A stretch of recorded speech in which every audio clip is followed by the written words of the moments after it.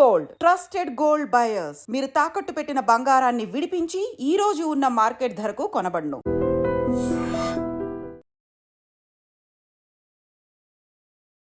ఇప్పుడు ఏమనుకుంటున్నారంటే ఇండియా పాకిస్తాన్ మధ్య వార్ వస్తే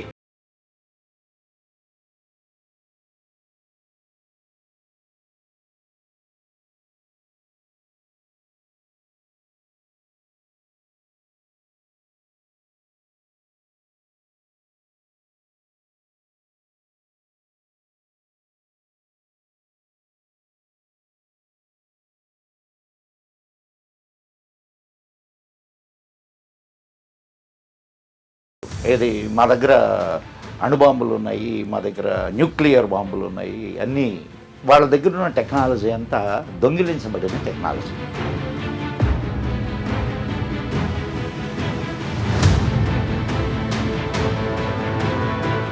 ఇప్పుడు ఈ యుద్ధానికి ముగింపు ఎప్పుడు వస్తుంది సార్? అంటే ఏం జరగబోతుంది అసలు? మనం ఏమైనా చర్యలు తీసుకోబోతున్నాం? దీని తర్వాత ఒక అమ్మాయి ఒక్క మాట చెప్తాను నేనమ్మా. చెప్పండి సార్. పాకిస్తాన్ పూర్తిగా నాశనం అయిపోతే కానీ చాలా సమస్యలకి, అన్ని సమస్యలు పరిష్కారం అవుతాయని చెప్పను, చాలా సమస్యలకి పరిష్కారం దొరుకుతుంది.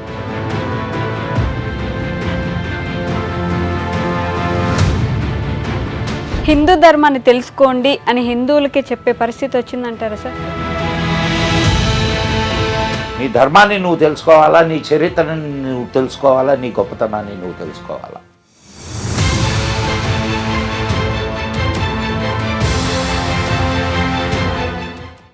ఇండియా పాకిస్తాన్ మధ్య జరుగుతూ ఉన్న మరి ఎన్నో సంవత్సరాల నుంచి ఆ వైరం అనేది చూస్తూ ఉన్నాము. మరి దీనికి గల కారణాలు ఏంటో మన చరిత్రలో చాలామందికి తెలుసు. కాకపోతే ఇంకా దీని గురించి క్లుప్తంగా మరి వివరంగా చెప్పుకోవడానికైనా కానీ మనతో పాటు కూడా ఇప్పుడు చాలామంది మేధావులు కూడా చెప్పారు.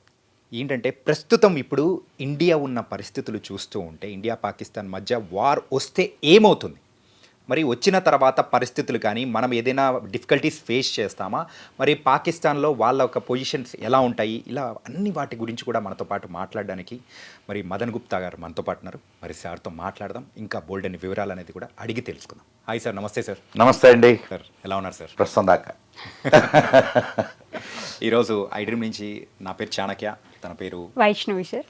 సార్ మేమిద్దరము మరి సామాన్య మానవుడు మరి వాళ్ళ మైండ్స్లో ఏ అయితే డౌట్స్ ఉంటాయో, మరి ఇలా వస్తే పరిస్థితి ఏంటి అని అనుకునే వాళ్ళందరికీ కూడా సో మీ ద్వారా, మీ మేధస్సు ద్వారా కూడా మరి అయితే ఆ జ్ఞానాన్ని పంచాలని కూడా మనస్ఫూర్తిగా నేను కోరుకుంటాను. తప్పకుండా నాకు తెలిసినంత వరకు ఖచ్చితంగా చెప్తాను. Yeah sir. ఇప్పుడు ఏమనుకుంటున్నారంటే ఇండియా పాకిస్తాన్ మధ్య వార్ వస్తే ఏమవుతుంది అనేది ప్రతి ఒక్కరి మైండ్లో మెదులుతున్న ఒక ప్రశ్న.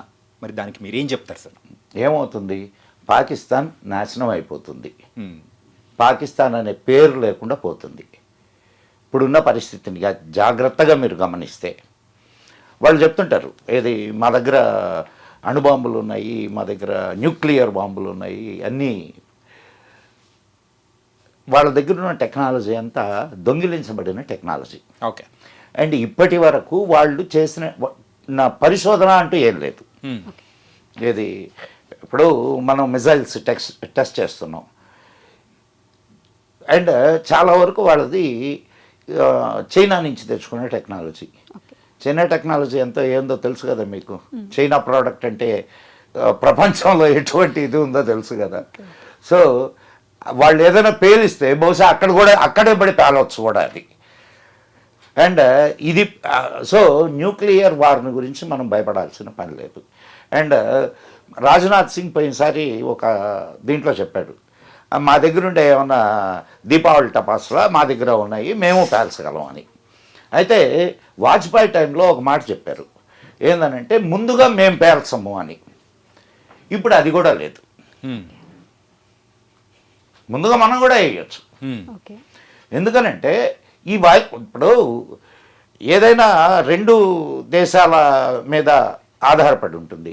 వాడి దగ్గర ఉంటే అది పిచ్చివాడి చేతుల్లో రాయి. కాబట్టి మనం దాని గురించి భయపడాల్సిన పని లేదు. అండ్ ఇంకొకటి, అక్కడ మిజైల్ లేవగానే దాన్ని గాలిలోనే ఎదిరించే శక్తి కలిగినటువంటి వెపనరీ మనం తెచ్చుకున్నాం, S-400. ఓకే. సో ఆ విషయంలో కూడా మనం ఆలోచించాల్సిన పని లేదు. పూర్తిగా ఇప్పుడు 4 వైపుల నుంచి పాకిస్తాన్ ముట్టడించబడి ఉంది. ఓకే.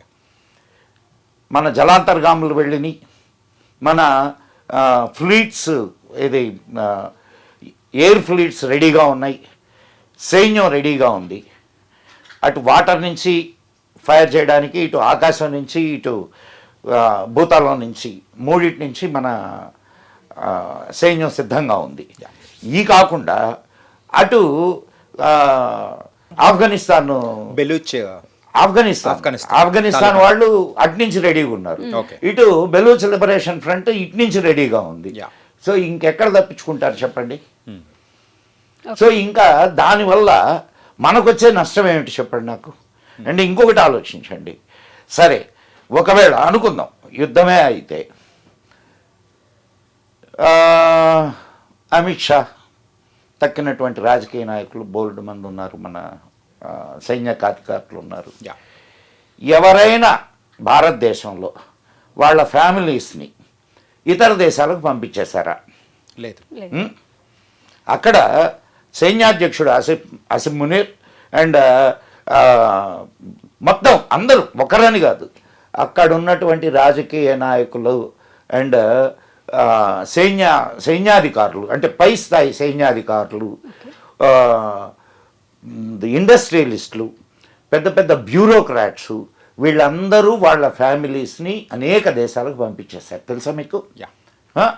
సో ఎందుకు పంపించారంటారు? దీని వెనక ఉన్నటువంటి కారణం ఏంటి అంటే they know that this will be collapsed.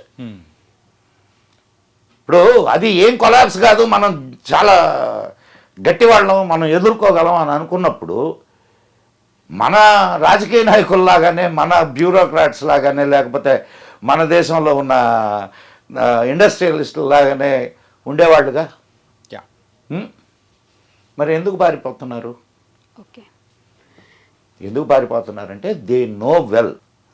మొట్టమొదట ఇప్పుడు చేసినటువంటి పరిస్థితులను కానీ మీరు జాగ్రత్తగా గమనిస్తే, మొట్టమొదట అందరినీ ఏది ఇంటర్నేషనల్ కమ్యూనిటీని ఉద్దేశించి మాట్లాడారు. ఇక్కడున్న ఎంబసీస్ వాళ్ళందరినీ పిలిచి జరిగినటువంటి ఇష్యూనంతా కూడా వివరించారు.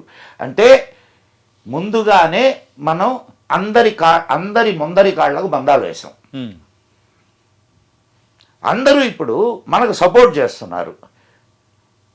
అండ్ మోడీ ఒక ప్రసంగం చేశాడు బీహార్లో.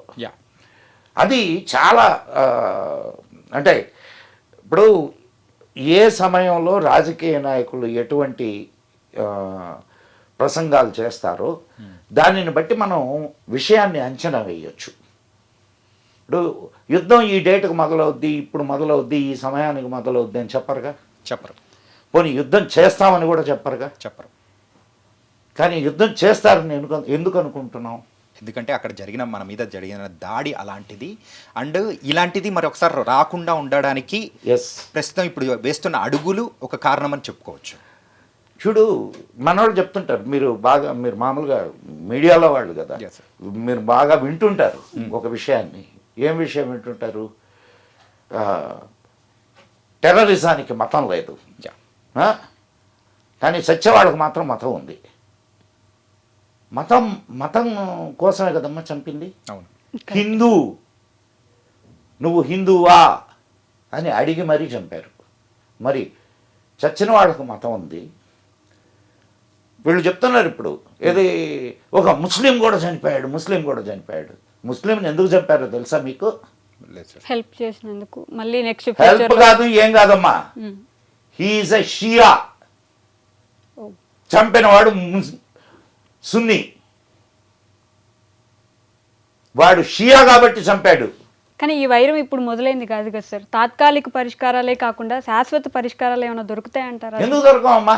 ఎందుకు దొరకవు? నీకు ఆ జాతి ఎట్టాటి జాతి అంటే అమ్మాయి ఫస్ట్ మొదట వేరే వాళ్ళని చంపడం మొదలెట్టుద్ది. ఓకే,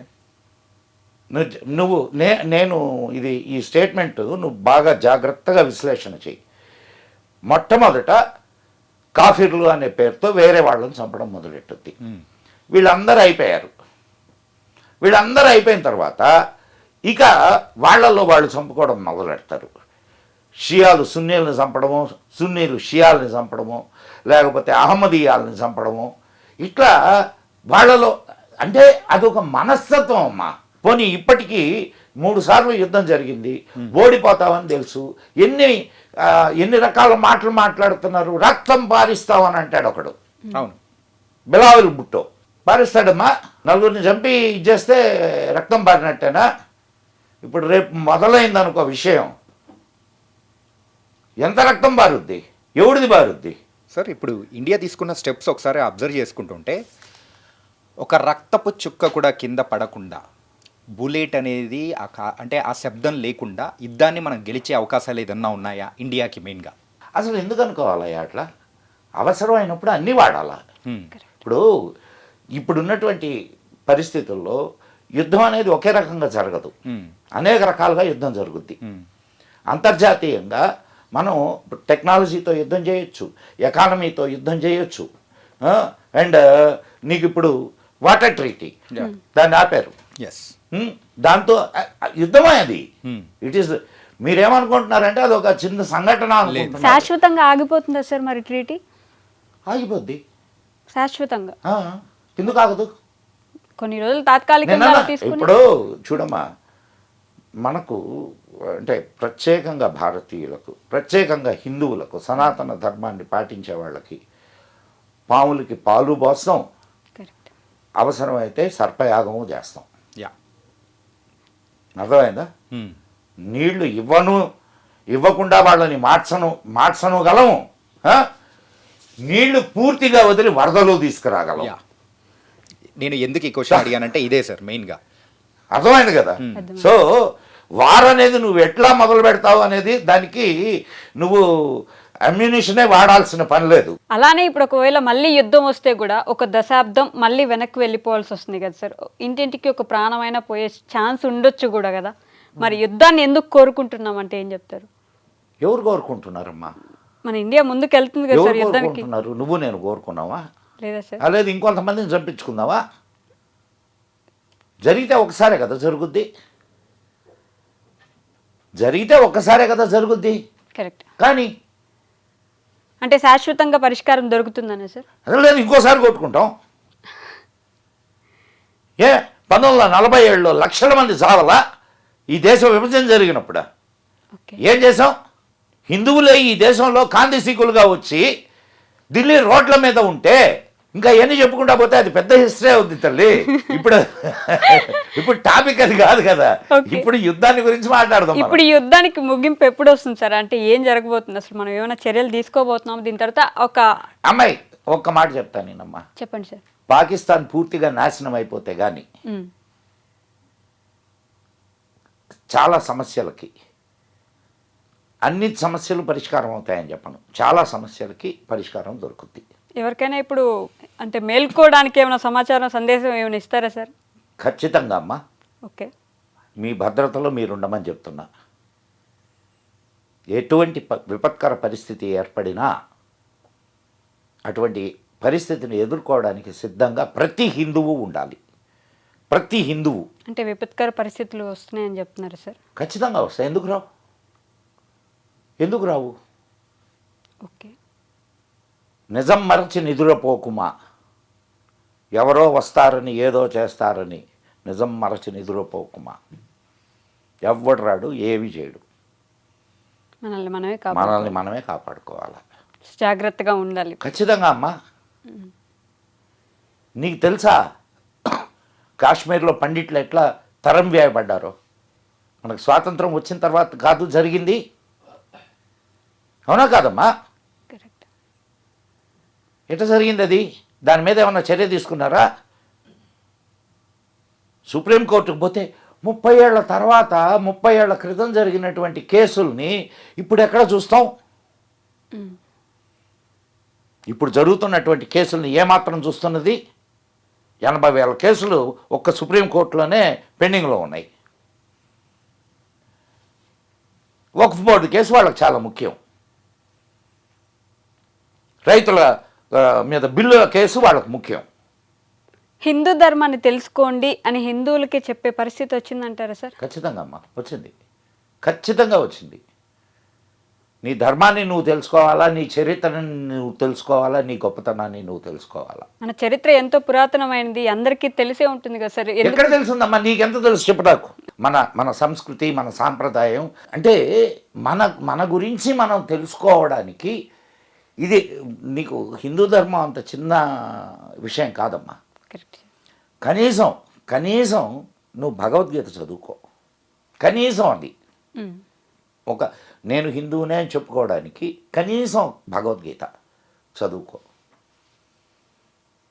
ఆ భగవద్గీత చదవని వాళ్ళు కూడా కోట్లల్లో ఉన్నారు. ఒకసారి మా ఇంటికి రా, ఉదయాన్నే 4 గంటల నుంచి మా ఆవిడ ఏం చేస్తుంటుందో చూడు. భగవద్గీత పెట్టేస్తుంటుంది. మేము చిన్నప్పటి నుంచి మా అమ్మ నాన్న మాకు నేర్పించారు. ఇప్పుడు పుస్తకాల్లో కూడా లేవు కదా సార్? ఏం లేవు మా భగవద్గీతలు లేవా?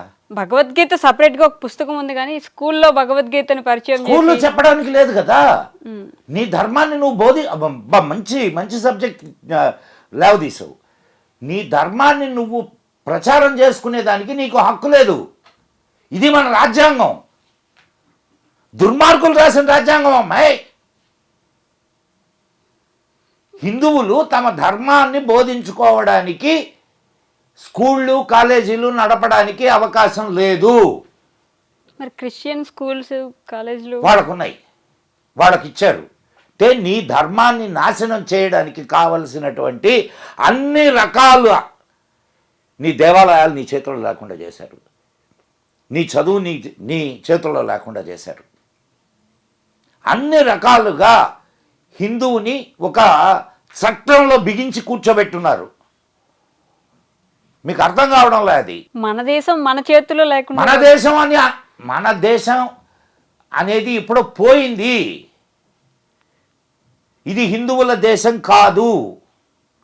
సెక్యులర్ అనేటటువంటి ఒక దుర్మార్గమైన ఆలోచనని ఈ దేశంలో ప్రచారం చేసి ఈ దేశంలో ధర్మాన్ని దెబ్బతీయడానికి ప్రయత్నం చేశారు. జరుగుతున్న ఇష్యూస్ అన్ని సెక్యులర్ అనేది హిందువు మాత్రమే. ఏ ముస్లిము ఏ క్రిస్టియను సెక్యులర్ని నేను అనడు.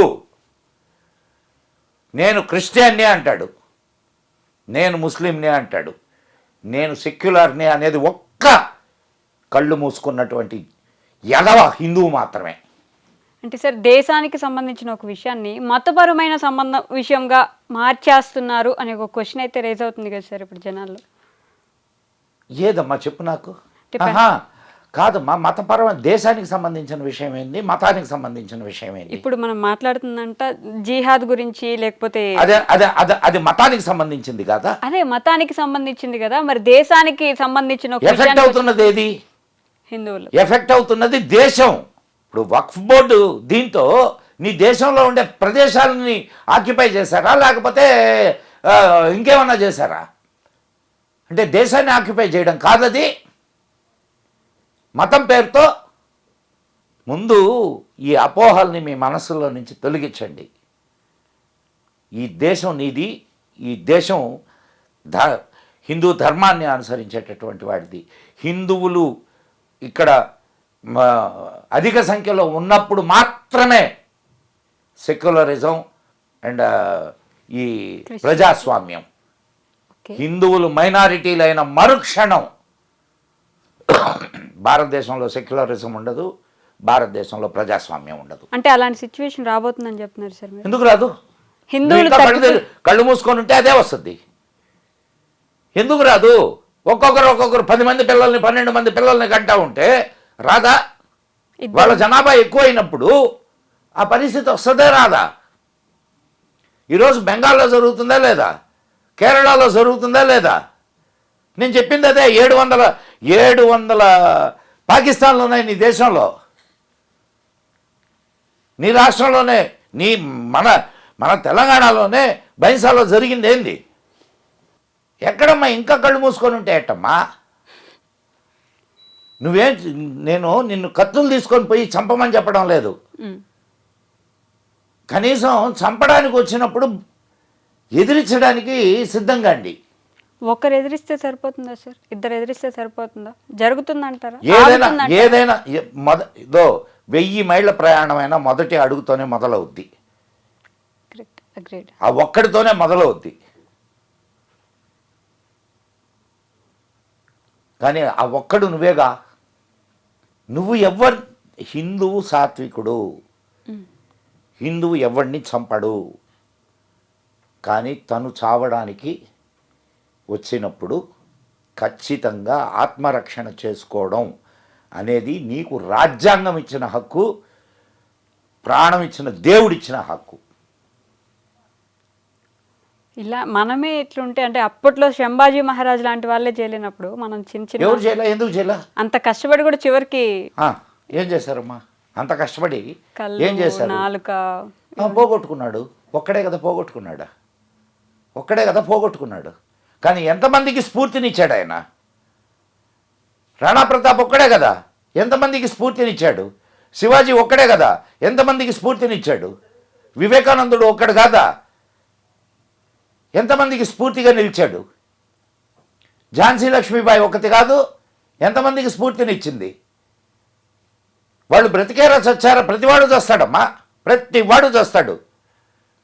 కానీ ఆ పుట్టుకకు ఒక ప్రయోజనం ఉండాలా, ఆ బ్రతుకు ఒక ప్రయోజనం ఉండాలా. ఆ ఒక్కరు మనమే అవ్వాలి, కావడానికి ప్రయత్నించాలి అట్లీస్ట్. సో ఇప్పుడు పాకిస్తాన్తో యుద్ధం వస్తే ఏం జరుగుద్ది? ఏమీ జరగదు. పాకిస్తాన్ సంకనాకి పోద్ది. మనకొచ్చే ఇది నష్టమే conclusion. లేదు, మనకొచ్చే నష్టమే లేదు. ఏముంటుందమ్మా నష్టం? ఉంటుంది కొంచెం నష్టం, కొంచెం నష్టం. బికారు దేశం, మా అడుక్కునే దేశం అది. వాళ్ళ దగ్గర ఒక్కరోజు యుద్ధానికి సరిపడా ఫ్యూయల్ కూడా లేదు. ఒక్కరోజు యుద్ధం జరిగితే పాకిస్తాన్ ఖతం. ఒక్కరోజు ఫ్యూయల్కి ఒక్కరోజు యుద్ధానికి కావలసిన ఫ్యూయల్ కూడా లేదు. ఇప్పుడు ఇంకా ఫ్యూయల్ వచ్చే అవకాశం లేదు. ఓకే, ఎందుకనంటే మన నావల్ ఫ్లీట్స్ అడ్డంగా నిలుచుకొని ఉన్నాయి. సో యుద్ధం వస్తే మనకే ప్లస్ పాయింట్ అంటారు. ప్లస్సా మైనసా అనేది పక్కన పెడితే ఒక తలనొప్పి పోదా? పోదా? అవుతుందంటారా ఏమ్మా సార్? రోజు అమ్మాయి నీ హైదరాబాద్లో జరగల, లుంబిని పార్కులో జరగలేదా? ఇదంతా చేసింది ఎవరు? వాళ్ళు కాదు. కానీ కొంతకాలం అన్న ఇక్కడుండే ఎదవలు భయపడతారుగా. అసలు ప్రభుత్వం చేయాల్సిన మొట్టమొదటి పని ఏందంటే ఇక్కడుండే ఎదవలను ఏరేయడం. ఆ ఏరడం మొదలు పెడితే అప్పుడు కొంతలో కొంత మంచి జరుగుద్ది. కానీ నేను అనుకోవడం ఈసారి మోడీ ఒక శాశ్వత పరిష్కారం కోసమే ఆలోచిస్తాడు అనుకుంటున్నా. చూద్దాం, let us hope for good. Thank you sir. Right. నిజంగా ప్రస్తుతం ఉన్నటువంటి సమాజం దేనికి ప్రయారిటీ ఇస్తుంది? ఆర్థిక సంబంధాల చుట్టూ మాత్రమే తిరుగుతోంది. మళ్ళీ ఎన్నికలంగానే చాలా విరక్తి కలుగుతాను. మంచి అనిపిస్తుంది కదా, లేడీస్ కూడా ఛాలెంజింగ్ జాబ్స్ చేసినప్పుడు చాలా బాగుంటది. ట్రాఫిక్ అసిస్టెంట్స్ గా నియమించిన ట్రాన్స్జెండర్స్ అందరితో సాల్యూట్ చేయించుకుంటున్నారు. ఫుడ్ డెలివరీ ఇవ్వటానికి వెళ్ళినటువంటి డెలివరీ బాయ్ అనిల్ పై కళ్ళ ముందు